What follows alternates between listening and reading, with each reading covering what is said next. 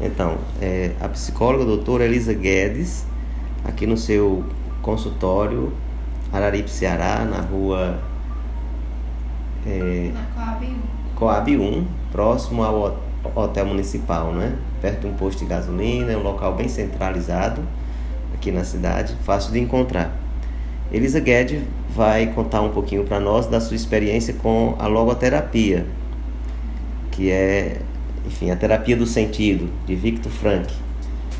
É o primeiro contato assim que a gente está tendo, essa conversa, e aí a gente grava esse momento porque eu acho que tudo que a gente faz de interessante deve ser registrado para as pessoas assistirem depois, escutarem, assistirem.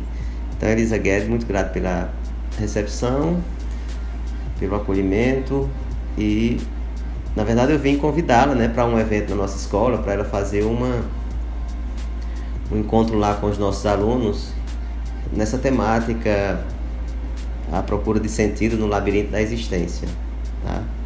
E aí a gente vai conversando, ela agora vai explicar um pouquinho para nós sobre Viktor Frankl e sua experiência na logoterapia. Recém-formada? Sim, formei no ano passado. Pronto. Vamos aqui? Pode.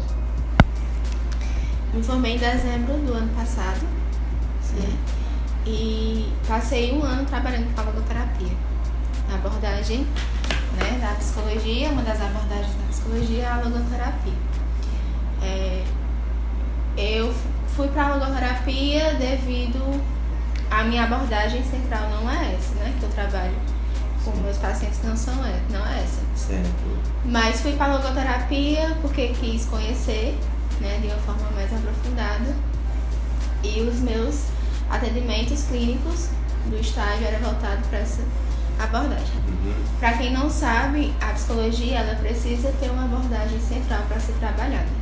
Então cada psicólogo tem a sua abordagem, que é a forma de ver o ser humano e trabalhar as suas questões perante essa abordagem teórica. A abordagem que eu trabalho agora é a gestalterapia. Gestalterapia. Que lindo. Mas tive a experiência com a logoterapia e gostei bastante. Acho que isso ajuda também, principalmente em casos de luto.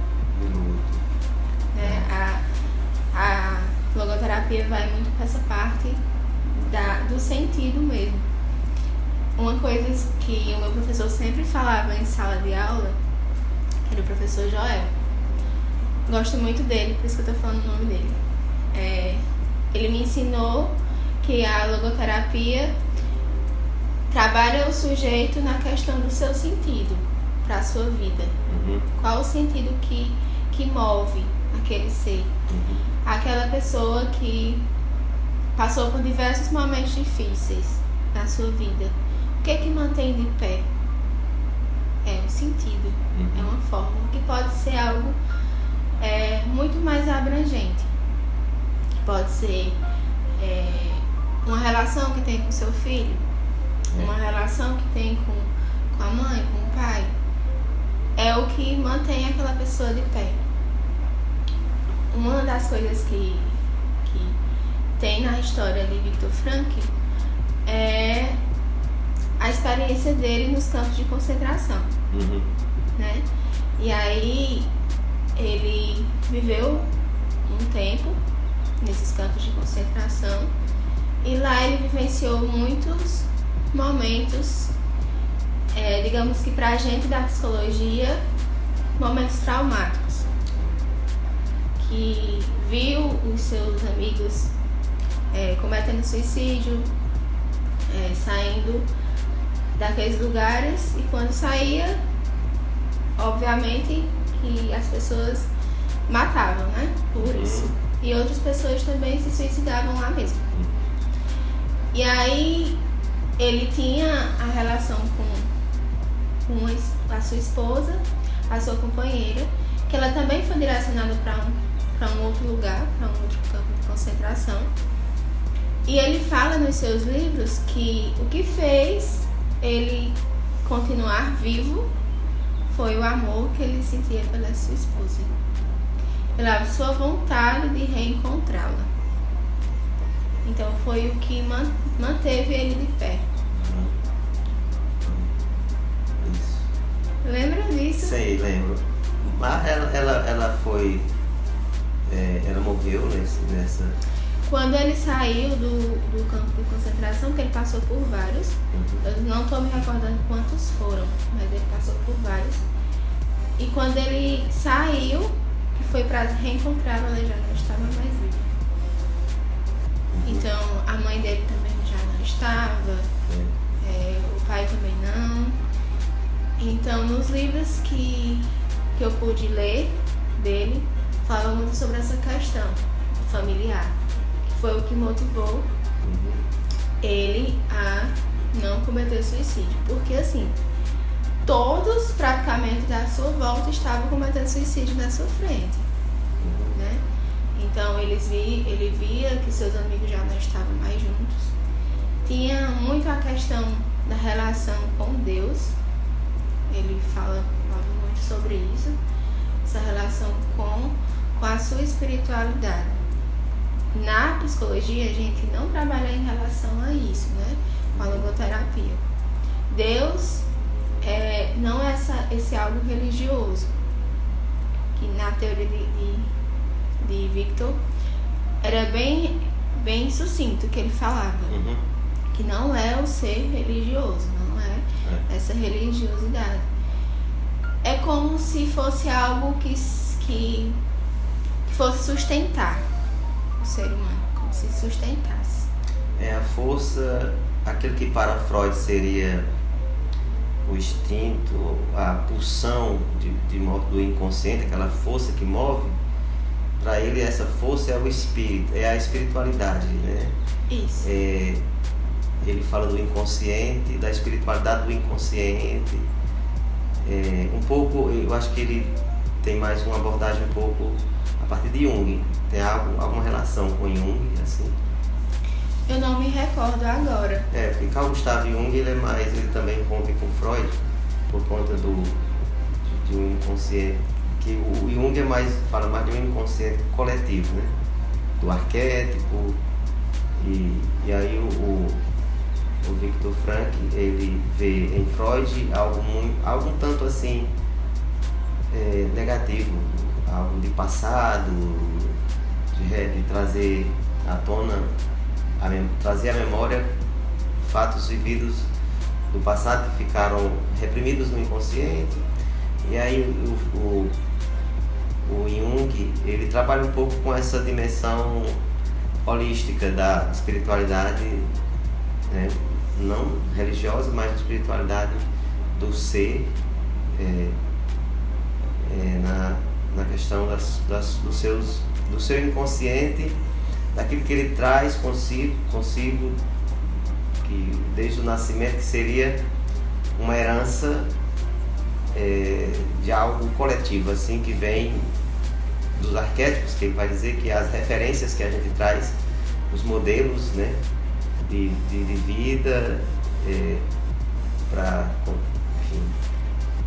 encontrar o sentido de vida relacionado a algo que a gente traz no inconsciente, né? Como algo que a gente não tem a consciência, mas que tem uma relação. Aí vem o mistério, né? Da espiritualidade, o mistério, aquilo que a gente racionalmente, que a lógica não consegue medir, e aí algo que acontece na nossa vida como que fosse assim uma espécie de destino, que também não é bem destino, mas a sincronicidade das coisas, entendeu? Como as coisas acontecem, o fato de estarmos aqui, por exemplo, existe uma sincronicidade.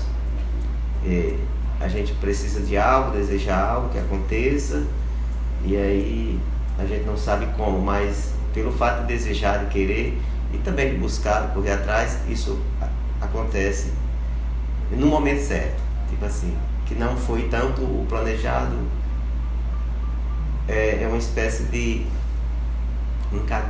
encadeamento das coisas. As coisas têm um encadeamento, né? Tem uma sincronicidade. Mas enfim, é esse lado de Viktor Frankl, do luto. E foi bem interessante se abordar. Eu não tinha atentado muito para isso, né? Porque, embora o Viktor Frankl ele conviveu diretamente com perdas de amigos, de colegas, de família, enfim. E, de fato, isso é o luto que ele conseguiu lidar com a situação e sair disso com uma certa... um equilíbrio, né? Assim, psicológico.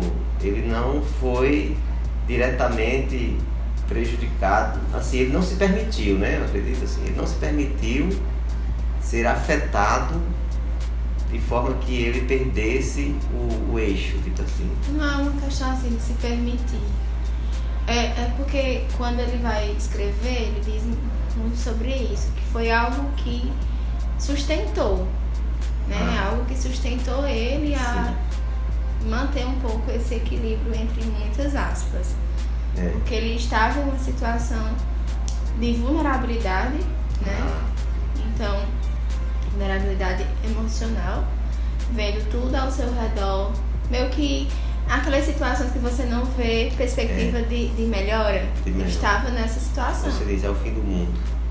Não tem como sair daqui. E o que motivava ele a continuar era essa questão da relação que ele tinha com a sua esposa e consideravelmente com a sua família. Mas, quando saiu de lá, percebeu que nenhum estava vivo. E foi a partir disso que ele começou os seus estudos em relação a essa força. A gente via na logoterapia como se fosse uma força. Ele fala da vontade de sentido. Isso. Existe uma vontade de sentido no sujeito, né? Isso. É como se tivesse uma força dentro de nós.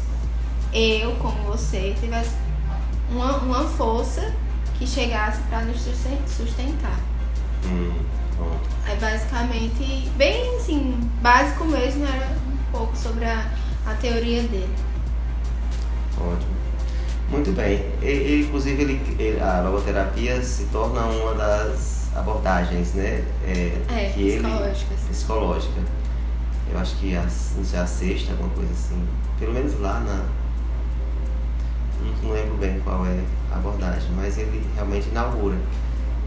Pronto, então a gente tem muito que se falar de Viktor Frankl. Tem. Aqui nós temos o livro dele, Em Busca de Sentido, né? O Viktor Frankl no Campo de Concentração.